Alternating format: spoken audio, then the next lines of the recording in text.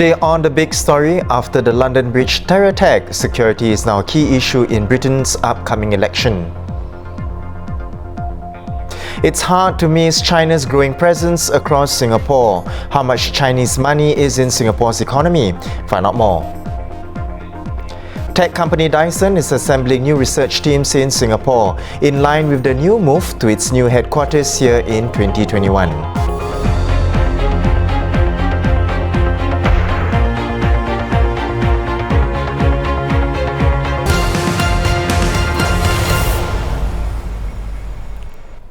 Hello to all, it's a brand new week and you are watching The Big Story, where we'll discuss the top news of today and explain why it matters. I'm Haryanto Diman, reporting to you live from the Straits Times newsroom.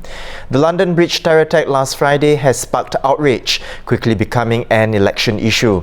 The attacker, 28-year-old Usman Khan, was revealed to be an ex-terror convict released from prison early. UK-born Han stabbed a man and woman to death and hurt 3 others on London Bridge last Friday. Police shot dead Han after he flashed what seemed to be a suicide vest. Han was released from jail last December after serving around half of his 16-year jail term without a parole board assessment. His early release became a major issue in the upcoming British election, with Prime Minister Boris Johnson promising stepped-up security.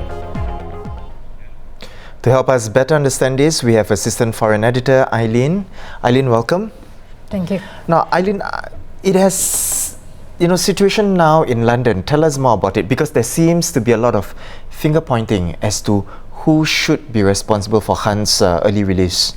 Sure. The Domestic Intelligence Agency, MI5, have begun an inquiry into how this attack could have happened when Khan was actually someone they were monitoring, albeit he was not under constant surveillance. Yeah. On the ground, Londoners are pulling together with messages of unity, and in fact there's going to be a vigil and a remembrance service for the 2 victims who died. Yep.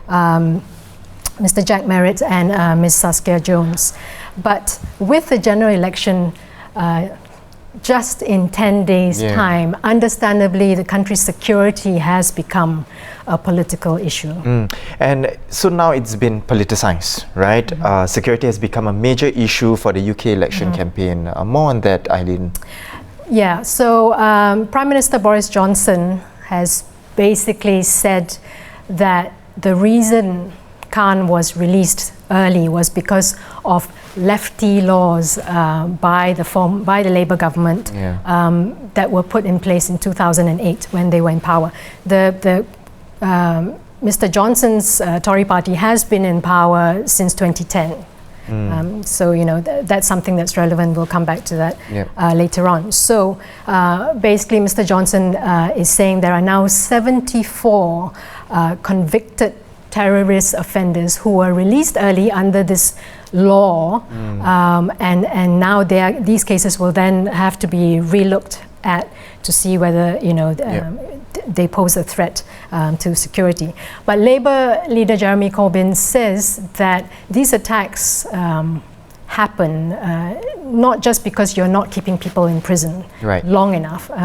He says the focus should be more on rehabilitation and on de-radicalizing these offenders. Now, there were media reports earlier on from a lawyer apparently who had represented Khan, and apparently before he was released, Khan had asked the lawyer for help to find him a de-radicalizer, someone, because he apparently said that he knew what he was doing was wrong, the ideology was wrong, but he needed to speak to someone about it. So questions are now being raised as to whether Britain does have a de-radicalization program in place. Is that effective enough? Meantime, the parents of Jack Merritt, who was one of the victims who died. Don't forget, so Jack Merritt and Saskia Jones were actually at a meeting, a conference on rehabilitating criminals when this tragedy happened. So the parents of Jack Merritt have actually come out to say that their son's death should not be politicized, and they have criticized Boris Johnson for bringing this up and saying that it's vile propaganda. Boris Johnson is, of course, using this to say, look, vote the Tory party, we are the party to keep you secure, because in 2015, we actually amended this law by the previous Labour Party, by the previous Labour government, and we have now made it impossible for terror convicts to be released without going to the parole board. Right? Mr. Khan was released without going to, he was released automatically halfway into his 16-year term. Well, thank you, Eileen, for coming on to the show to share more on this. Certainly our thoughts and prayers with those affected in London. Now, to keep abreast of the developments of this story, you can visit our website at straitstimes.com. Now, moving on to our second segment, from construction to property and even food. It's hard to miss China's growing presence across the island and, of course, Chinese money in Singapore's economy. Chinese investment in Singapore started to take off around 2005. According to the Department of Statistics, China had pumped in a cumulative $41.8 billion into Singapore by the end of last year. China's investments in Singapore still trail behind some traditional major players such as the United States, the Netherlands and Japan.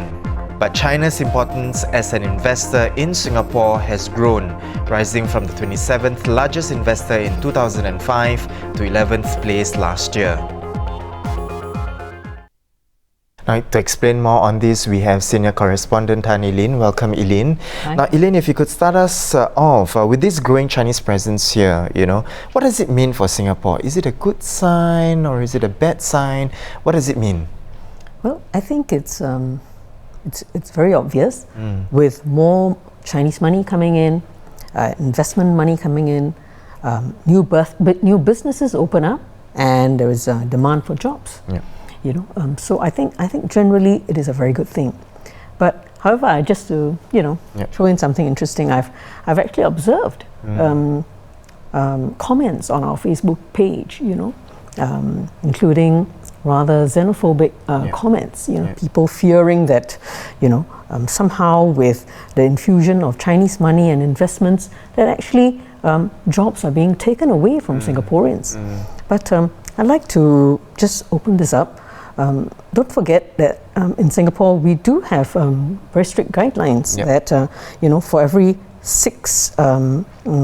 for every 4 foreigners that companies employ, they have to employ 6 Singaporean. So, and in fact this ratio is actually coming down. So meaning companies will have to employ more Singaporean rather than foreigners. Yes, in the incoming years.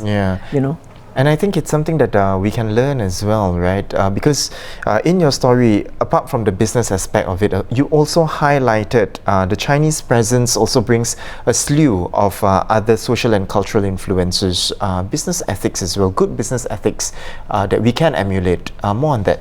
Yes. I think, in doing the story, I had the opportunity to speak with Singapore-born staff at working in Chinese companies. And they've highlighted, for example, how they've learned new things, new cultures, for example, someone working in a mala restaurant, and how he just discovered that, spiciness in Chinese cuisine is something quite completely different from the kind of spiciness that we're used to in Singapore. So these are new things that Singaporeans get to learn of, and it's very interesting, just going back to that, that sort of comments that we are seeing, because and later my colleague is going to come on and talk about how Dyson is increasing its investments here. But we don't see that same level of resistance from Singapore readers. It's really interesting. Why this resistance towards Chinese investments? And again, not forgetting that we are a very small economy, which means to say that many of us have the opportunity, will have the opportunity to go outside to work. Yeah. And do we really want to suffer xenophobia? You know, it's something to think about. Yeah, it's of course on our end as well. I mean, the roles can be reversed, Yes. right? And for us going overseas, it's a kind of, we don't want to be faced with such pressure as well. Yes. Right. Yes. Well, thank you so much, Elaine, for coming on to share more about the article that you did. There is also an interactive graphic that accompanies Elaine's report at straitstimes.com. And now let's move on to What's Trending, where Kim will share with us what's buzzing in the internetverse. Over to you, Kim. Thanks, Haryanto. It's time for What's Trending. First up, road rage. A PMD rider apparently punched a BMW car when he was riding on a road. As you can see behind me, the video shows the driver swinging the car door, which slams into the PMD rider's face. The PMD rider can be seen opening the door and reaching into the driver's seat. Both of them have since been arrested for their suspected involvement in a case of rash act. Please drive safe out there on the roads. And maybe don't punch cars. Next, in courts on the PIE viaduct collapse in 2017, the engineer who knew of calculation errors but failed to fix them was sentenced to 86 weeks jail and a $10,000 fine. Arianto Tandra led a team of engineers who had limited experience with bridge design, and he failed to fix known errors made by the team. This resulted in the collapse of the PIE viaduct, which killed 1 and injured 10 others. The news received mixed reactions, with many netizens unhappy at his sentence, complaining that it was too short. What do you think? Let us know in the comments below. And finally, in sports, trending online is figure skater Chloe Ng. She won Singapore's 3rd gold of the 2019 SEA Games on Sunday. In Wushu, Yong Yi-xiang won Singapore's 1st gold medal of the Games, while the women's floorball team beat Thailand 3-2 to clinch the gold. So far, Singapore has won a total of 12 medals, 3 gold, 3 silver and 6 bronze. Go Team Singapore! That's all for What's Trending today. If you've seen a story you want to share, link it in the comment section below. Back to you, Haryanto. Yeah, thanks, Kim. Definitely go Team Singapore. Now move on to our last segment. Technology company Dyson has started assembling new research teams here, in line with the move to its new headquarters at St. James Power Station in 2021. The process began a few months ago. The first team formed specializes in machine learning, artificial intelligence, and robotics. The Straits Times understands that the size of this team could be nearing 100 researchers. More teams are set to follow. The British company wants to more than double its research and development headcount in Singapore from 350 now over the next 5 years. Now with us to share more about Dyson's expansion plans is Deputy Business Editor Poon Chen Hui. Welcome, Chen Hui. Hi. Now, Chen Hui, tell us, right, does this mean more opportunities for Singaporeans interested in the tech industry? Would it help to boost our tech industry in general? Well, for a start, in line with Dyson's expansion, it did say that they want to ramp up a lot of research and engineering work in Singapore. So traditionally, these are done in the UK premises. Yeah. So obviously this means what it brings to Singapore would be job opportunities in areas like energy storage, vision systems, artificial intelligence, sensors, and many more. Yeah. Which, well, we wouldn't be that familiar. Yeah. But overall, I think it is a positive step for such innovative activities to be done in Singapore, because of this key point that it means that the IP or the intellectual property will be generated in Singapore and patented here. So we do want to own some of this IP as a legally registered, in Singapore. Yeah. Aside to that, I think apart from Dyson, there are quite a number of tech companies headquartered or based in Singapore. So I would say it's a pretty much like a healthy outlook for the sector in the years ahead. Right, definitely a boost for the Singapore industry right here, right? And Chen Hui, so you've been to the other Dyson's facilities. Yes, I did. Tell us a bit more, because it seems quite elusive, the kind of work that they do. Tell us a bit more about their facilities and the work that they do in general. So, we all mostly know Dyson did start out in the UK, and its facilities there are among its most established. Yeah. The buildings itself, designed by Chris Wilkinson, who also worked on Gardens by the Bay. So when I visited there, it was still pretty secretive. Yep. So whatever that I was allowed to see was pretty interesting. So for example, they had this top secret lab they call the D9. Only 10% of its staff can get in there. Yeah. So it's a very experimental type of space inside, and it also sort of works well with its other facilities where they do product development, including those in Singapore. Very modern, open plan, hot desking policy, a lot of collaboration, I suppose, to encourage collaboration. Right. But even, among its, modern spaces, it does have a bit of this heritage and historical element to it. So for example, in the UK, in the parking lot, the first lot, that sat James Dyson's first invention. It was a sea truck. It was parked in the parallel lot in the car park. Yeah. So I think they try to infuse some of these to encourage engineers. So hopefully, I would say, we would love to see some of these elements in the new St. James Power Station headquarters when they move over. A good balance, right, of the modern and of course the heritage to kind of just remember back the roots of sorts, right? Like the eureka moments from history. We want to recreate that again. Definitely. Now, thank you so much, Chen Hui, for coming on to the show, to tell us more about Dyson's expansion plans and certainly the facilities. Really very elusive, and you had a good opportunity actually to check it out.